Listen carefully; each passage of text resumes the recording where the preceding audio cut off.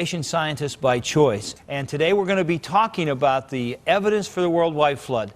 Well, help us do that today. Well, many geologists are now accepting catastrophism. I mean, if the flood really occurred, then we'd expect to find evidence of catastrophism in the rock record. By catastrophism, of course, we mean that there were short, sudden events, and they were violent and worldwide in nature. Even the geologists now recognise the concept of the dinosaurs being wiped out on a global scale. There were mass extinctions, creatures died out on a global scale. That was catastrophic. Traditionally, geologists have bought into the idea of uniformitarianism, or slow and gradual process. It's actually a philosophy of science that's based on the assumptions that the processes operating in the past have been the same as what we see observed operating in the present. And so normally people understand this in terms of the present is the key to the past. In other words, slow and gradual present day processes of rivers slowly carrying sand and mud has always been the way it was.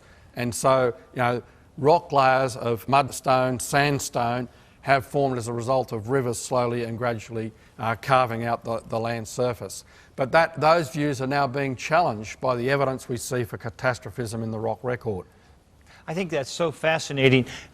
Just the idea of uniformitarianism doesn't face the reality of life. I would say to our viewers, you think about your life. Your life isn't shaped by what happens on the average days, but there were big days in your life. The day you found out you were sick, the day you lost a child, the day you lost your job. As you look back at life, it were those big events, those catastrophes, that really shaped what's happened and who you are. Yeah. And we live in that kind of a world. And the world has been shaped by some big events, not just the everyday humdrum. And I think that's so important. And the difference between uniformitarianism and catastrophism is that the belief the present is the key to the past requires extensive timelines, whereas catastrophism, it's very easy to telescope it into just one major catastrophic event at the time of the flood. And so it comes down to old Earth and young Earth again. Yes, in a sense it does. Okay.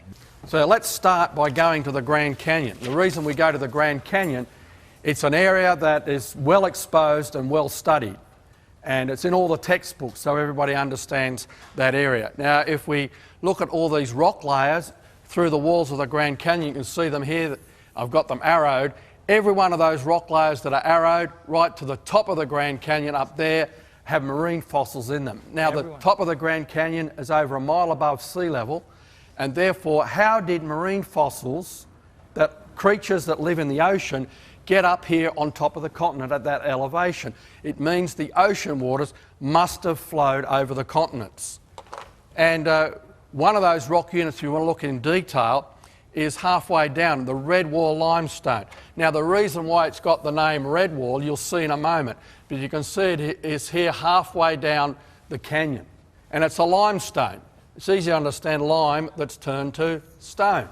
We can see in this next picture the cliffs, and I've pointed out where the Redwall limestone is. You can see it there, see? It forms a red wall. It's a limestone that forms a red wall. See, not all of geology is difficult.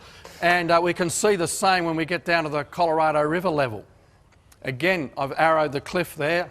See, a red wall. Okay. And what's exciting about this red wall limestone, it's full of fossils, marine fossils, up on the continent, ocean waters flowing up onto the continent. You can see in this photograph that we've got a crinoid, which is a sealant. You can see it here. It's the stem of it looked like a plant, but it actually is a creature that had tentacles, fern-like tentacles. And over here we see a bryozoan. See the lace features here? Okay. A bryozoan was a lace coral. And you can see these are broken remains in this limestone. And are those, do those still exist today? Absolutely. In the ocean, you can still see those same... Yes, still see these creatures today. Yes. Here we see a brachiopod, which is a lamp shell. It's a variation on a clamp. Right. And in this limestone, particularly one of the major ones that we found in the canyon is this nautiloid fossil. It's a straight-shelled nautiloid. You can see it here. Yes, sir. It had a head like a squid out here. And you can see this tubes runs down the centre. What it used to do is it would suck in water and shoot the water out like that, and so it could propel itself. It was like a miniature jet engine. Now, we find in the Grand Canyon nautiloid fossils that are 6 feet long and 1 foot long, and some in between, 3 and 4 feet long. What does that tell us? The little ones were baby ones, the bigger ones were parents, and then these were the grandparents. Okay. And so we find lots of these straight-shelled nautiloids. Most people are familiar with a coiled nautilus today. Well, these ones were straight. And that means that when we find big ones, little ones, intermediate ones buried together, we're actually looking at what was a living population that got rapidly buried. And the exciting thing is that we find these, and see this bed here? This bed is about 7 foot thick. 7 foot thick. And we can trace it right through the Grand Canyon. In fact, we can trace it from the eastern Grand Canyon. This is one of the prime locations there, Nautiloid Canyon. But we could also find it in the suburbs of Las Vegas. Wow. So we're looking at a distance of something like 180 miles. And you can see this bed just outside the housing estates there in Las Vegas. And the National Park didn't know this bed was there until we discovered it and we went through it. You can see all these locations where we find them. So here in the middle of a limestone, which the geologists say accumulated slowly and gradually, we've got evidence of catastrophism on a grand scale right through the canyon. In a matter of hours, you have all these fossils buried, marine fossils up on the continents, which is exactly the sort of evidence you'd expect to find for Noah's flood. Absolutely. The ocean waters came up onto the continent, bringing these marine creatures and nailed them and buried them catastrophically. Well, that's not the only example we find. In France, we find hundreds of thousands of marine creatures buried with amphibians, spiders, scorpions, millipedes, insects and reptiles. Notice something interesting there? That they're all land creatures, okay? So you've got a mixture of land and marine creatures together. Yeah. If a flood the ocean water's coming up to the continents, it brings the marine creatures and buries them with the land creatures. Doesn't seem to me there could be any other explanation how you could have land creatures and marine creatures together. A local flood would be on the land, and you don't even have land creatures. The land creatures a global would escape. flood, the ocean waters come up onto the continents, bringing marine creatures and bury them with land creatures. Right. Yeah. And we see that in many places. In fact, if we go to Colorado, here we are, Colorado, the Florissant beds, again we see insects, freshwater clam shells, fish, birds. I mean, how do you fossilise a bird slowly? I don't know. It's got to drop from the sky and get buried straight away. And hundreds of plant species, including blossoms, all buried together. Let me show you some photographs of some of these fossils. For example, here we see in this next photograph, look at that beautifully preserved fish. I'm going to show you some more in a moment. And then we can see a bee. I mean, look at the wing venation, the pattern in the wings. See, you can see the... Something had to happen quickly. How do you preserve it? I mean, you step on a bee and squish it and it just rots very quickly. So look at the state of preservation of this bee. It had to have been buried very rapidly. And here we can see in this next photograph, we can see the blossoms. See the blossom here? Wow. And you can see the leaves, beautifully and exquisitely preserved, which is what we see in these fossil graveyards. Again, a mixture in that bed of watery and land creatures. We can see here again in Wyoming. Wyoming, again, alligator, fish of many varieties. We've got birds, turtles, mammals, including bats, all buried together with mollusks, which are clams, crustaceans, and insects and palm leaves. Again, a mixture of land and sea-dwelling creatures. Evidence that the ocean waters flooded onto the continents and buried all these things together. Now I want to give you another example. I've got to talk about Australia. I mean... You've got to. I've got to let you... Now we're going to Tasmania, the island state of Australia, which is down the south, right down the bottom, and it's a very pleasant place. Let's look at Fossil Bluff.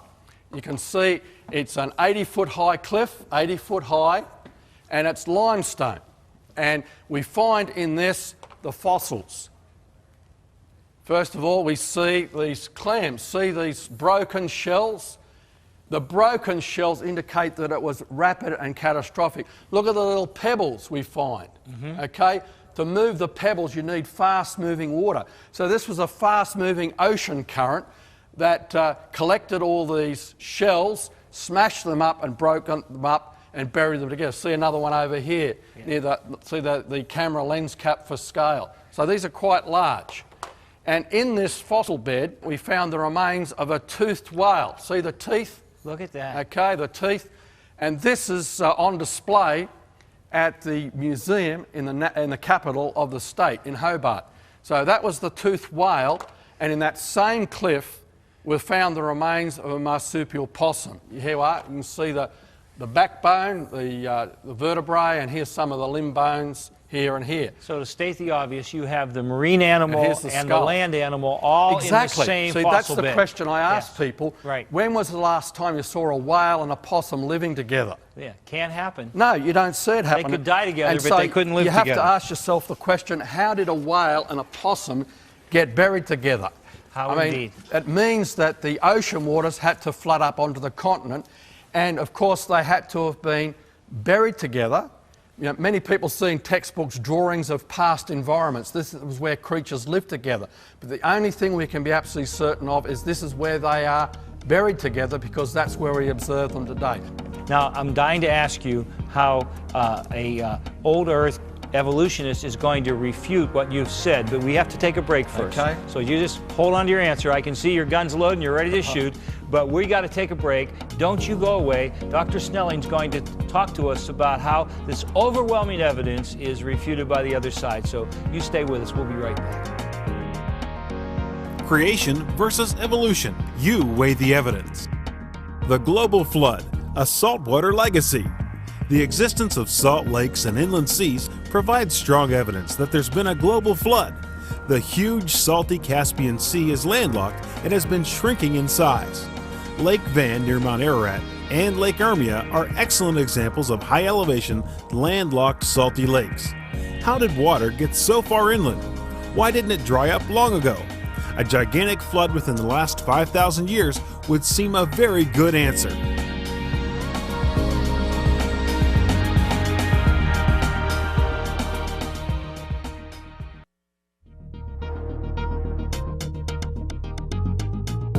Today's guest on Origins, geologist Dr. Andrew Snelling, is the Director of Research at Answers in Genesis. He's been very involved in technical research, creationist publications, and is the author of Earth's Catastrophic Past, Volumes 1 and 2.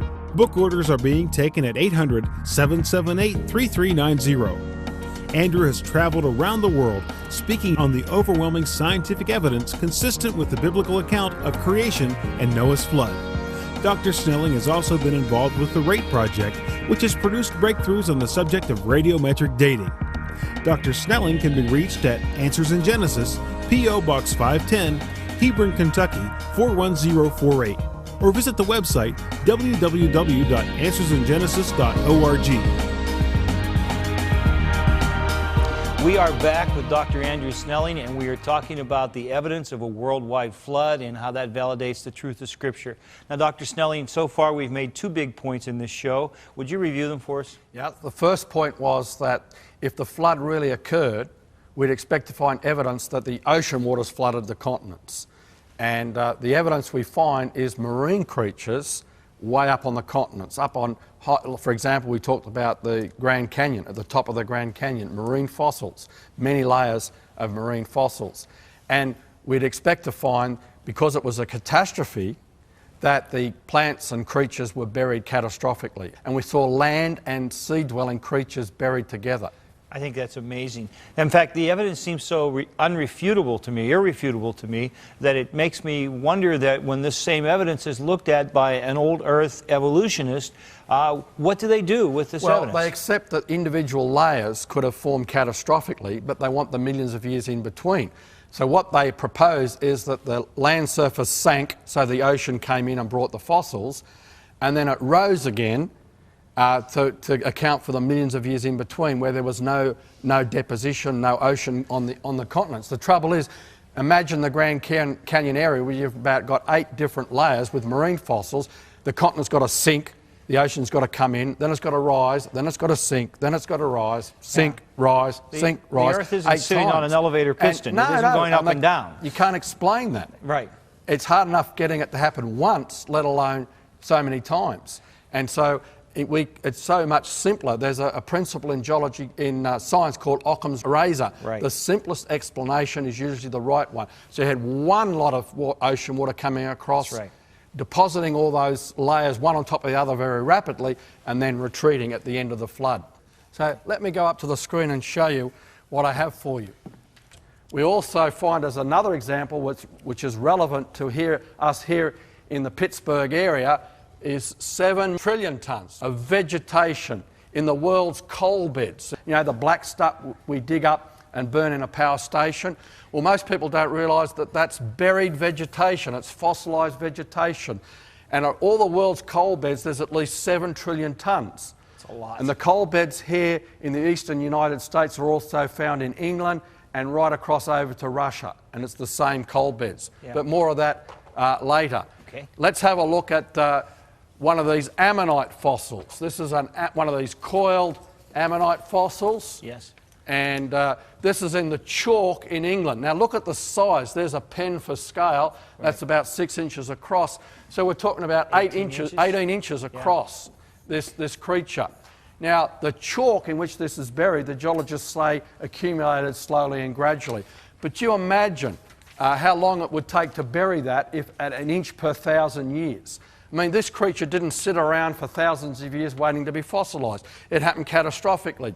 And this is what the chalk looks like under the microscope. See the tiny little evidence of little tiny shells? Here's a bigger one. You can see the different chambers. But there are thousands of different There's units trillions there. of these. Trillions. I mean, this is under a microscope. This is Right. about 50 times magnification.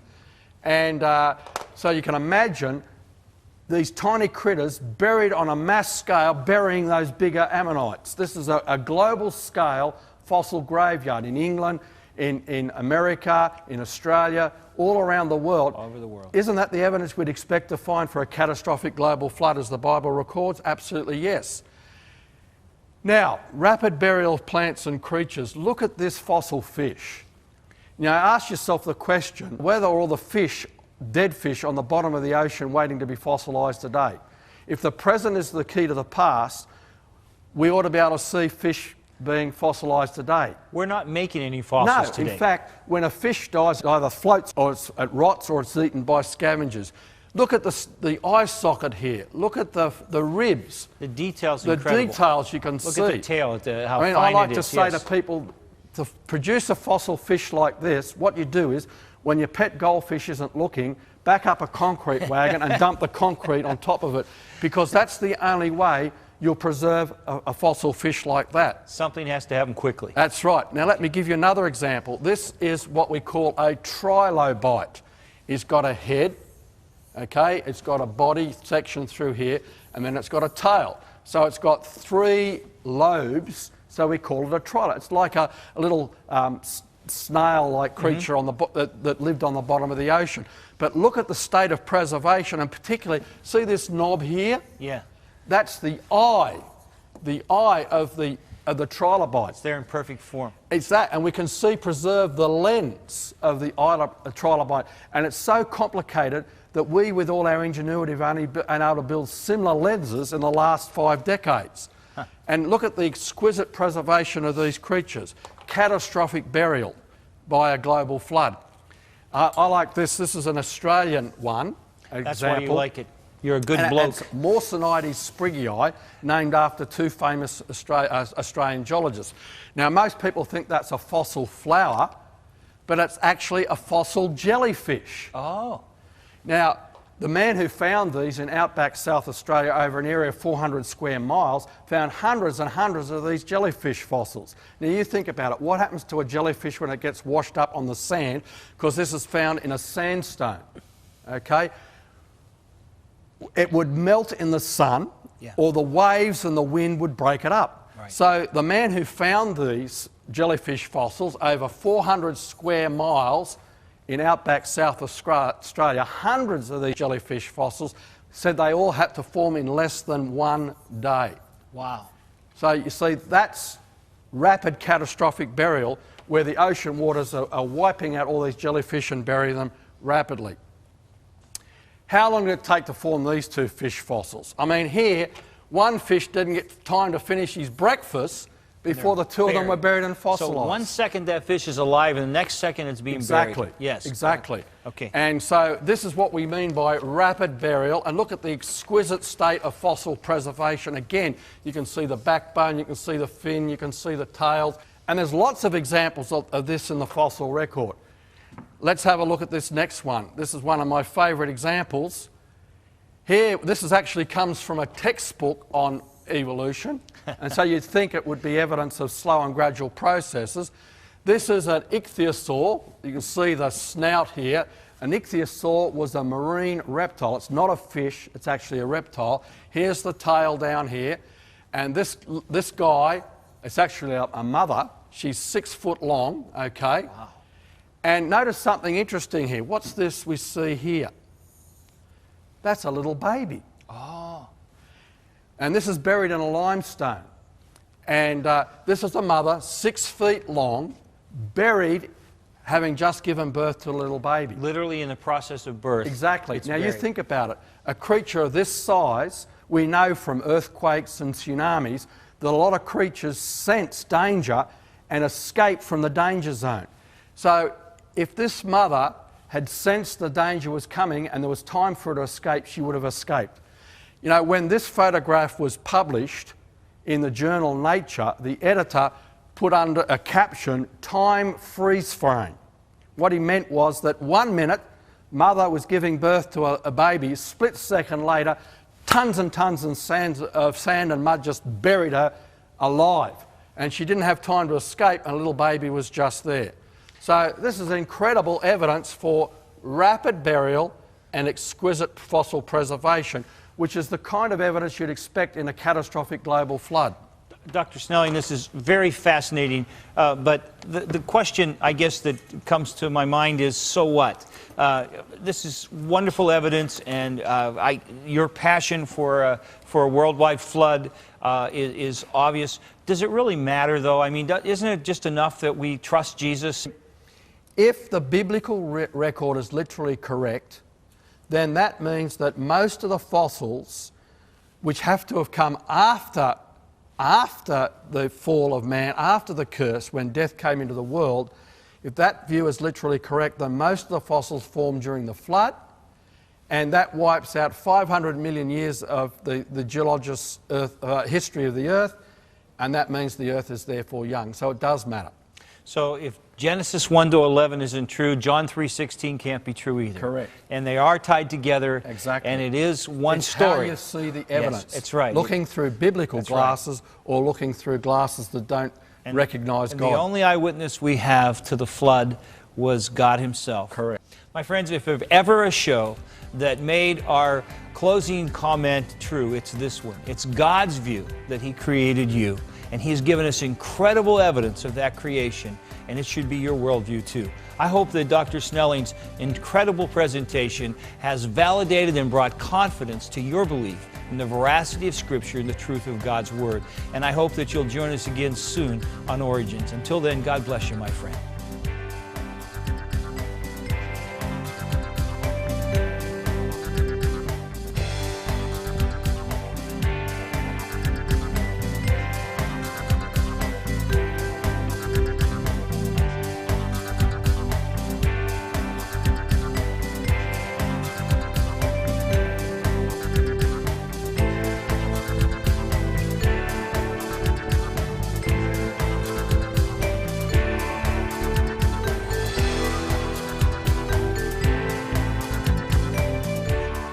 Thank you for watching this edition of Origins. If you'd like a copy of the PowerPoint information presented today, you can download a PDF file of program number 905 from our website at www.originstv.org. Or for a DVD of this series, send a $12 donation to cover shipping and handling and write to Origins, program number 905, Cornerstone Television, Wall, Pennsylvania 15148.